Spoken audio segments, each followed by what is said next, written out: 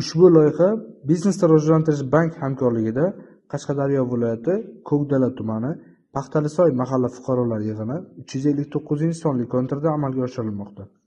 Bu yerda kartoshka ekilgan. Maydon hajmi 10 gektar. Bu yerda ekinlar zamonaviy usullar bilan parvarishlanmoqda. Hozir ekinlar o'nib chiqqan holatda. Ekinlar yetishtirish 121 kun davom etadi. Yetishtirish jarayonida sug'oriladi. Tabiiy va mineral o'g'itlar bilan oziqlantiriladi. Ushbu loyihaga 10 ta dehqon xo'jaligi biriktirilgan.